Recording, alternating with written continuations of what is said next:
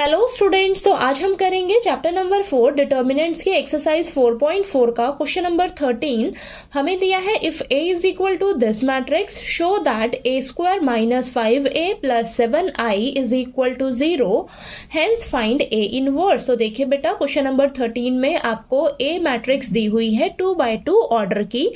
आपको शो करके दिखाना है लेफ्ट हैंड साइड को राइट हैंड साइड के इक्वल और a इनवर्स भी फाइंड आउट करना है। तो इस इक्वेशन की हेल्प से हम a इनवर्स फाइंड आउट करेंगे। ठीक है, तो चलिए सबसे पहले हम ये लेफ्ट हैंड साइड को राइट हैंड साइड के इक्वल शो करके दिखाएंगे। ठीक है, तो हमें देखिए इक्वेशन क्या दे रखी है, a square minus 5a plus 7i। ठीक है, लेफ्ट हैंड साइड में आपको ये इक्वेशन दे रखी है। आपको इसे सॉल्व करके क्या लेकर आना है, जीरो मैट्रिक्स लेकर आनी है। ठीक है, तो चलिए करते हैं इसको। तो a मैट्रिक्स आपको क्या दे रखी है, 3 1 माइनस 1 2। आपको तो a स्क्वायर निकालना है, तो इसी मैट्रिक्स को ना आप 2 टाइम्स आपस में मल्टीप्लाई कर दोगे। ठीक है, आगे क्या है, माइनस का 5a मैट्रिक्स क्या है, 3 1 माइनस 1 2। ठीक है, प्लस 7i यानी कि आइडेंटिटी मैट्रिक्स। तो आपकी 2x2 ऑर्डर की मैट्रिक्स है ना, तो 2x2 ऑर्डर की आपने आइडेंटिटी मैट्रिक्स ले लेनी है। ठीक है, इतना क्लियर हुआ। चलिए इसको अब हम सॉल्व कर लेते हैं। ठीक है, तो सबसे पहले इन दोनों मैट्रिक्स को हम आपस में मल्टीप्लाई करेंगे। तो फर्स्ट रो फर्स्ट कॉलम को मल्टीप्लाई करिए, 3 3 9, 1 into minus 1 minus 1। Then first row second column 3 plus 2। Next ये आ जाएगा second row first column minus 3 minus 2, second row second column minus 1 plus का 4। ठीक है, आगे करते हैं। माइनस 5 जो है अंदर सभी एलिमेंट से मल्टीप्लाई करके लिखिए। तो ये मैंने लिख दिया, यहाँ पर आ जाएगा माइनस 5 और ये 10।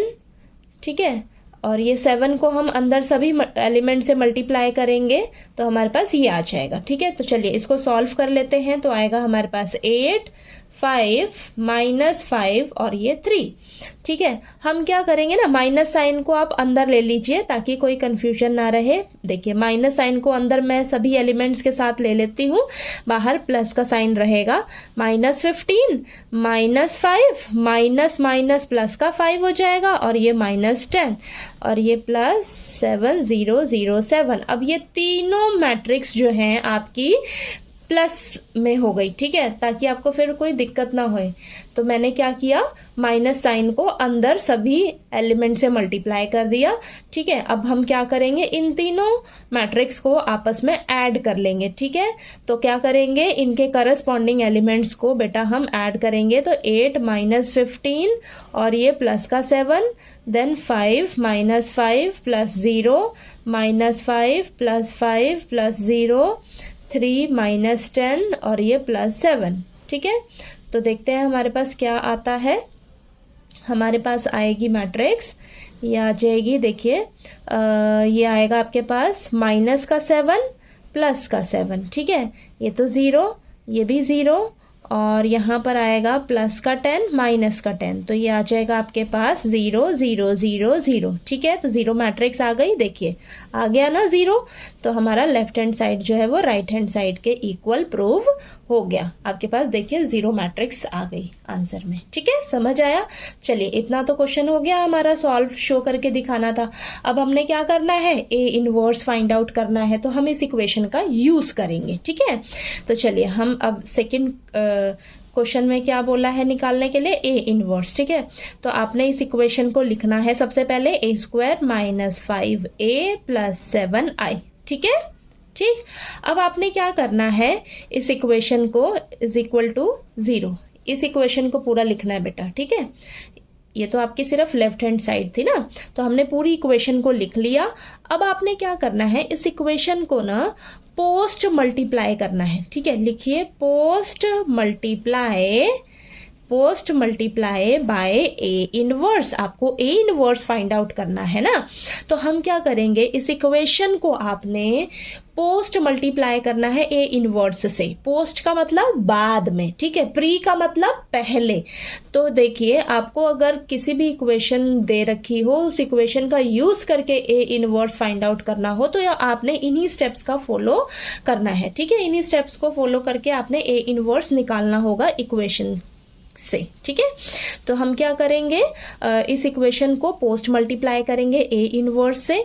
तो देखिए, A square into A inverse minus 5a into A inverse plus 7i into A inverse is equal to 0।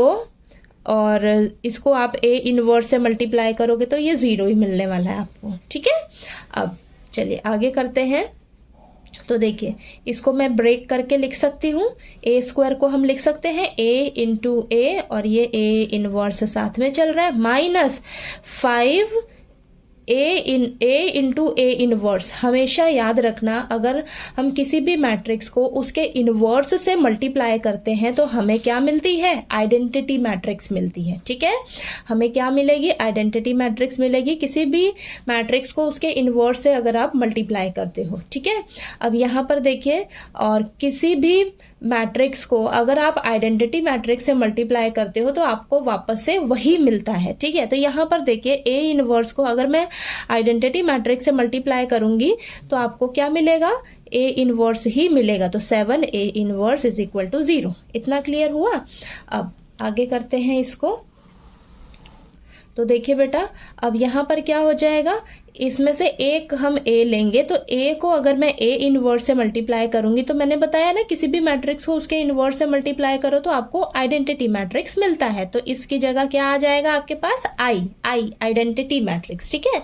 तो A as it is identity matrix minus 5 I है ना, 5i plus 7 A inverse is equal to 0, ठीक है। इतना clear हुआ। अब आपको हमें क्या चाहिए, ए इनवर्स निकालना है इस इक्वेशन को यूज करके, ठीक है। तो अब क्या करेंगे, यहाँ पर देखिए ए आई है, इसको सिर्फ ए लिख लीजिए, ठीक है। किसी भी मैट्रिक्स को आइडेंटिटी मैट्रिक्स से मल्टीप्लाई करते हैं तो हमें वही मैट्रिक्स मिलती है, ये मैंने आपको बताया है ना, ठीक है। तो अब देखिए, ये आ गया आपके पास इस तरीके से। अब एक एक करके आप इसे इस तरफ लेकर जाइए, ठीक है।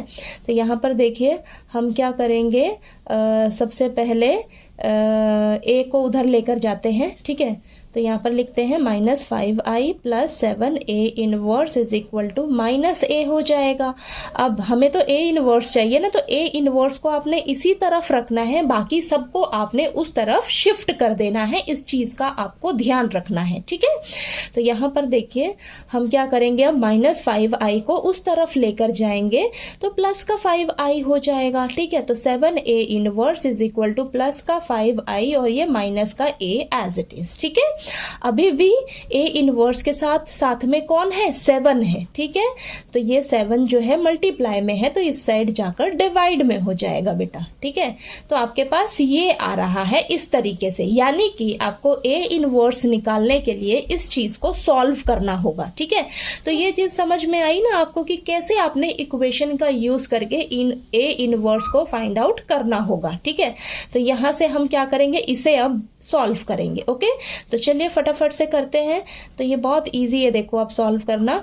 तो ये 5 इंटू आइडेंटिटी मैट्रिक्स आपने 2x2 ऑर्डर की लेनी है, और ये माइनस ए मैट्रिक्स क्या है, 3 1 -1 और ये 2, ठीक है। अब इसको सॉल्व कर लेते हैं फटाफट से। तो देखिए हमारे पास आ जाएगा ये 5 0 0 5, ठीक है। 5 को सभी एलिमेंट से मल्टीप्लाई किया और यहाँ पर इसको एज इट इज सबसे पहले लिखो, ठीक है। अब हम क्या करेंगे, इन दोनों मैट्रिक्स को आपस में माइनस कर लेंगे, ठीक है, सब्ट्रैक्ट कर लेंगे। तो देखिए हमारे पास क्या आती है, 5 करस्पॉन्डिंग एलिमेंट्स को सब्ट्रैक्ट करेंगे ना, तो 5 -3 2 और 0 -1 माइनस का 1 0 माइनस माइनस प्लस का 1 5 -2 3, ठीक है। तो ये हमारा आंसर हो जाएगा ए इनवर्स। देखिए ये ध्यान से माइनस करना है, 5 minus 3 2 0 minus 1 0 minus minus plus का 1 5 माइनस 2 3। ठीक है, तो ये आपका आंसर हो जाएगा बेटा, ए इनवर्स आपका निकल गया इस इक्वेशन को यूज करके। ठीक है, तो समझ आया आपको ये क्वेश्चन नंबर 13? इजी है, बस आपको ध्यान से इसको करना है। इसी तरीके से आपके आगे भी क्वेश्चंस हैं। ठीक है, एक क्वेश्चन भी अगर आपने अच्छे से समझ लिया ना कि कैसे हमें इक्वेशन का यूज करके ए इनवर्स फाइंड आउट करना है, तो इसी तरीके से आपके सारे क्वेश्चंस होंगे। ठीक है, तो चलिए आगे हम इससे अगले क्वेश्चंस करेंगे।